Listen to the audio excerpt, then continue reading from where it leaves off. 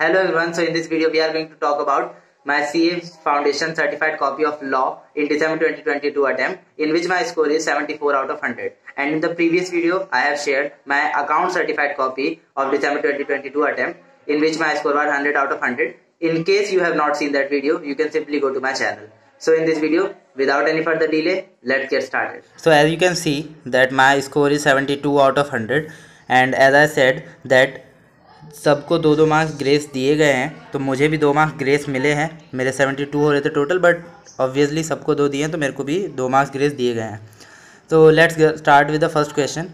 तो यहाँ पे मेरे को फर्स्ट क्वेश्चन के ए पार्ट में 4 आउट ऑफ 4 मिले हैं। तो देखो मैंने क्या किया था, मैंने वीडियो अपनी स्ट्रेटेजी वीडियो में भी बताया था कि मैंने 3 पैराग्राफ फॉर्मेट यूज़ किया था। इट मीन्स मैंने पहले प्रोविजंस को लिखा था, उसके बाद मैंने एनालिसिस लिखा था, एंड देन उसके बाद मैंने कंक्लूजन लिखा था। तो देख सकते हो मैंने एनालिसिस को बहुत ज़्यादा बड़ा नहीं लिखा है, और द रीज़न इज़ क्योंकि एनालिसिस में कुछ भी नहीं करना होता, क्वेश्चन में से आपको जो समझ में आया है या जो आपके काम का है वही लिखना होता है। तो एनालिसिस पे ज़्यादा ध्यान ना देके मैंने कंक्लूजन को देखो बहुत डिटेल्ड में लिखा है और काफ़ी ठीक लिखा है, और मेरा प्रोविज़न भी काफ़ी ठीक है। तो यहाँ पर मेरे को 4 आउट ऑफ 4 मिले। फिर उसके बाद यहाँ पर सेकेंड पार्ट में देखो, सेकेंड पार्ट में मेरे को 3 मिले आउट ऑफ 4।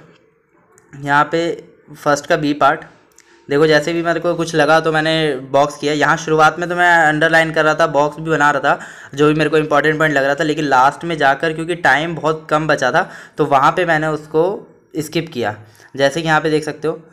फिर उसके बाद यहाँ पे एनालिसिस अगेन ज़्यादा बड़ा नहीं है, लेकिन कंक्लूजन काफ़ी बड़ा है। तो यहाँ पे इसमें मेरे को 3 मार्क्स मिले हैं, एंड द रीज़न क्योंकि यहाँ पे शायद ये मैंने केस स्टडी को रॉन्ग मेंशन किया है, यहाँ पे शायद गलती हो गई थी मेरे से, वरना अदरवाइज इसमें भी 4 मिलते।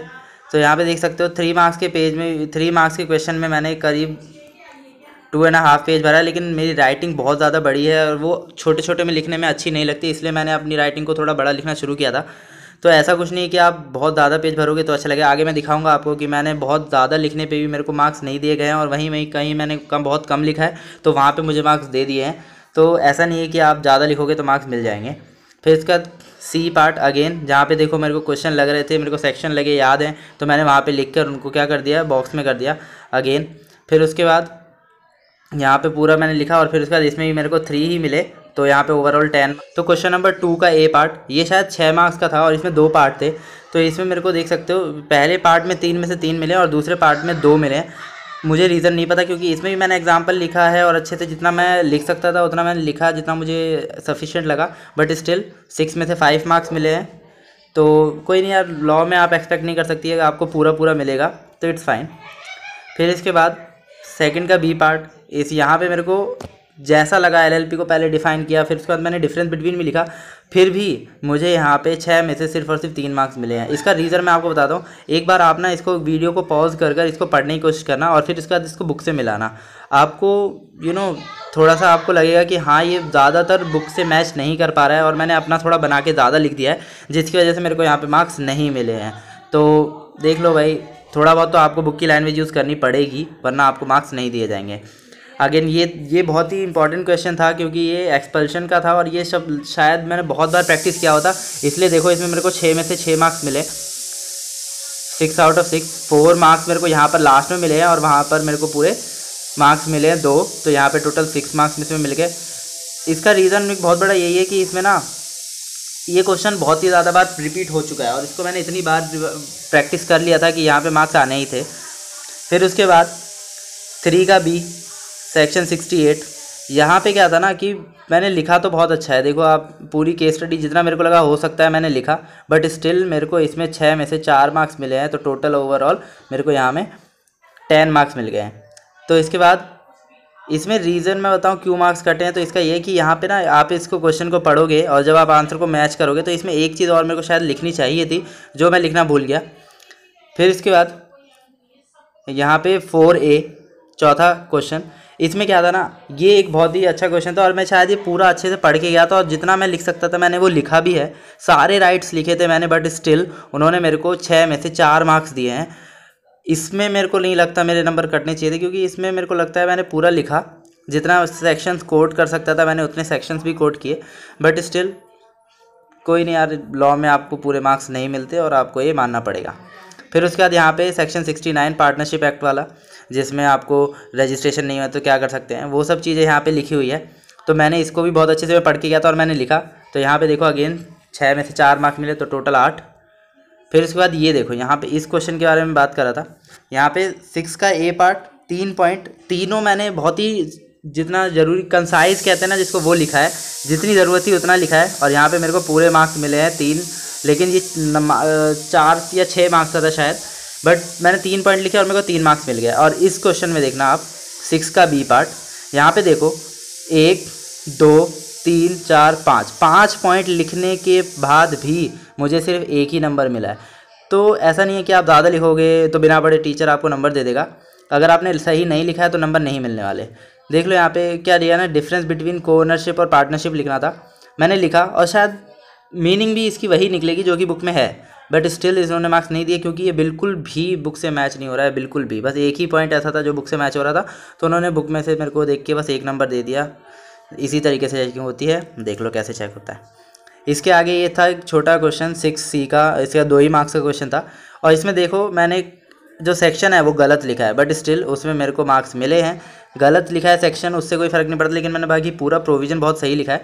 तो यहाँ पे मेरे को 2 में से 2 मार्क्स मिल गए हैं, टोटल 6, क्योंकि मेरे वहाँ पर डिफरेंस बिटवीन में सिर्फ एक ही नंबर दिया था, इसलिए मेरे यहाँ पे कम मार्क्स रह गए।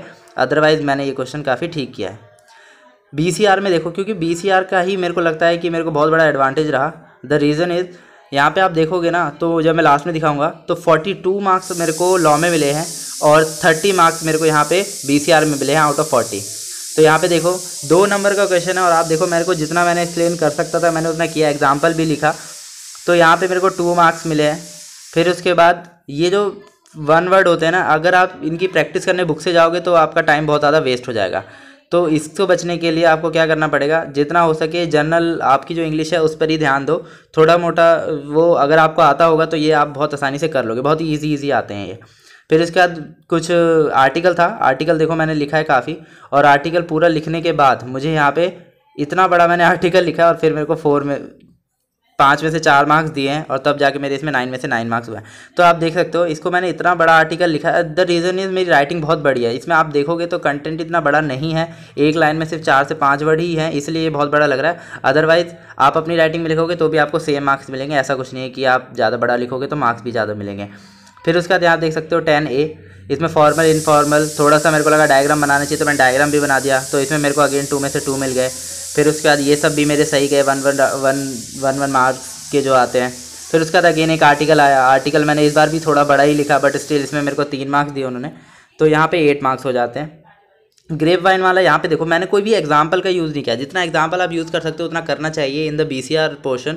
यहाँ पे देख सकते हो एग्जाम्पल का यूज़ नहीं किया, थोड़ा छोटा लग रहा है उनको आंसर, जो मेरे को लिखना चाहिए था वो मैंने नहीं लिखा, तो इसमें मेरे को 2 में से सिर्फ एक ही नंबर दिया। यहाँ पे ये भी मेरा थोड़ा सा गलत हो गया, यहाँ पे once promise should be kept होना चाहिए था, once promise should be kept by 1 नहीं होना चाहिए था, तो यहाँ पे ये गलत हो गया। और फिर इसका डिनाइल भी मेरा शायद ये गलत है, तो यहाँ पे थोड़ा बहुत ऊपर नीचे हो जाता है, कोई बात नहीं, मैं पढ़ के नहीं गया था, ये 1 वर्ड तो गलत हो सकते थे, इसमें कोई दिक्कत नहीं है। मेल में यहाँ पे मैं आपको एक पार्ट बताता हूँ कि ये जो बीच वाला ये पोर्शन आप देख सकते हो टाइमिंग वगैरह, ये मैं बहुत ही अच्छे तरीके से टेबल बना के कर सकता था, जस्ट बिकॉज मेरे पास टाइम नहीं बच रहा था इसलिए मैंने नहीं किया। और इसमें देख सकते हो सिर्फ मेरे को 2 मार्क्स मिले हैं 4 में से। अगर मैं इसमें बॉक्स बना लेता ना तो शायद इसमें 4 में से 4 भी वो दे देते, बट स्टिल आप देख लो मेल में भी थोड़ा बहुत आपका प्रेजेंटेशन मैटर तो करता है, ठीक है। फिर उसके बाद यहाँ पे लास्ट जो क्वेश्चन था, क्वेश्चन नंबर 7 कंपलसरी वाला, वो मैं लास्ट में किया। तो यहाँ पे देखो मैंने कितना सही 2 पॉइंट भी लिखे हैं, बट स्टिल उन्होंने 2 में से मेरे को 1 मार्क्स दिया, अगेन 2 में से 1 मार्क्स दिया, और यहाँ पे 1 वर्ड का था तो उसमें मेरे को पूरे मार्क्स दे दिया, क्योंकि 1 नंबर का था तो उसमें वो काट नहीं पाते। फिर उसके बाद 7B में देखो ये लास्ट का क्वेश्चन मैंने जैसे कि वीडियो में बताया था कि बहुत ही जल्दी मैंने किया था, एटलीस्ट लगभग समझ लो लास्ट के 5 मिनट पढ़े थे, उसमें मेरे को पैराग्राफ पढ़ना भी था और जल्दी नोट मेकिंग भी करनी थी। तो मैंने कुछ भी करके बस नोट मेकिंग कर दी, और नोट मेकिंग करने के बाद मैंने एब्रीविएशन बहुत सारी यूज़ करी, और यहाँ देखो मेरे को 3 में से 3 मार्क्स मिले, और समरी राइटिंग में भी मेरे को 2 में से 2 मार्क्स मिले हैं। तो इसमें राइटिंग देखो आप, राइटिंग आपको समझ में भी नहीं आ पाएगी, ऐसी राइटिंग लिखे, बट स्टिल मेरे को 2 में से 2 मिले हैं, क्योंकि समरी में आपको लिखना ही यही होता है कि कम लिखो, पूरे पैराग्राफ को बहुत अच्छे से प्रिसाइजली लिखो, और फिर उसके बाद उसका एक टाइटल दो, हो गई समरी में। तो यहाँ पे यही करना होता है, तो मैंने भी वही किया, इसमें मेरे को 8 मार्क्स मिल गए। तो ओवरऑल अगर मैं वो बात करूँ टोटल रिजल्ट की, तो यहाँ पे देख सकते हो 72 है।